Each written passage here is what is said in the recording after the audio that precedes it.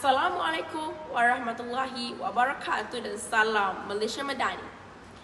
Pernahkah kita jatuh sehingga tersukar untuk bangkit semula?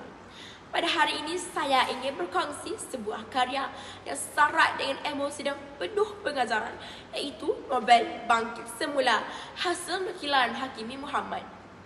Nama saya Auni Erdina binti Muhammad Aziz dari Sekolah Menengah Imtiaz Yayasan Terengganu Kuala Lumpur. Kod sekolah saya TFT 5001. Bagi saya, membaca bukan sekadar hobi, tetapi merupakan jabatan ilmu yang membentuk jati diri. Oleh itu, saya di sini untuk berkongsi sebuah karya yang mampu memberi inspirasi kepada kita semua. Novel yang berjudul Bangkit Semula ini merupakan sebuah novel yang bertemakan kekeluargaan. Novel ini syarat dengan nilai dan pengajaran yang boleh dijadikan iktibar dalam kehidupan seharian. Novel ini diterbitkan oleh Associated Educational Distributors Sdn Bhd pada tahun 2010. Novel ini mempunyai sebanyak 119 halaman dan sisipan kandungan sebanyak 10 bab. Ayo, fokuskan minda anda sebentar untuk mengikuti resensi buku ini. Novel ini mengisahkan tentang seorang remaja yang bernama Irene, seorang pelajar tingkatan 3 yang berdepan dengan tekanan apabila memperoleh keputusan peperiksaan yang kurang memuaskan.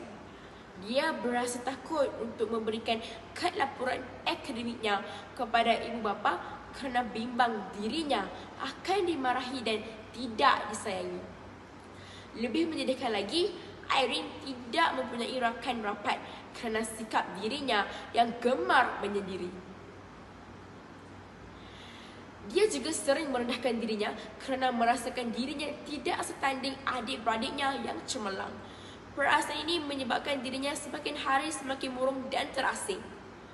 Namun begitu, sangkaannya tidaklah benar. Ibu bapanya sentiasa menyayanginya dan risau akan keadaannya.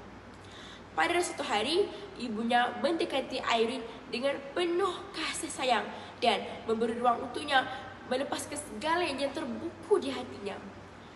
Melalui nasihat ibunya, Irene sedar bahawa sikapnya sendiri yang menjadi punca dia sukar untuk berkawan.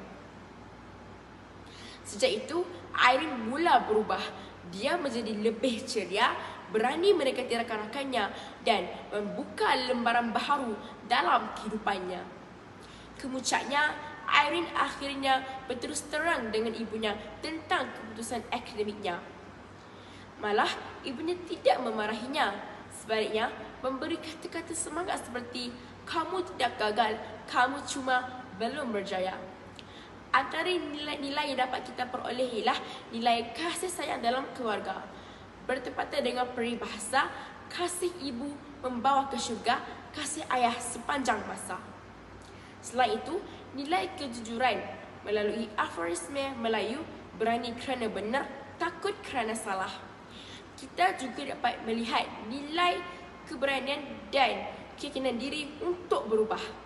Selaras dengan peribahasa, di mana ada kemahuan, di situ ada jalan, serta tak kenal maka tak cinta. Pada pandangan saya, jalan cerita ini sangat mudah difahami dan sesuai untuk golongan remaja. Setiap bab disusun dengan menarik dan saling berkait. Manakala, ilustrasi yang disertakan membantu pembaca memahami jalan cerita dengan lebih jelas.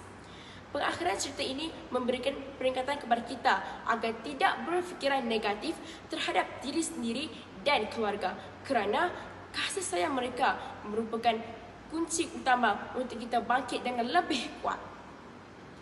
Kesimpulannya, novel Bangkit Semula ini merupakan sebuah karya yang memberi inspirasi kepada kita semua.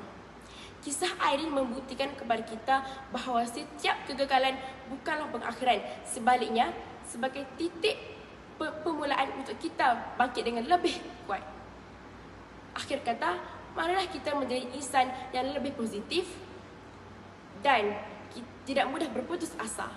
Sekian sahaja daripada saya. Terima kasih.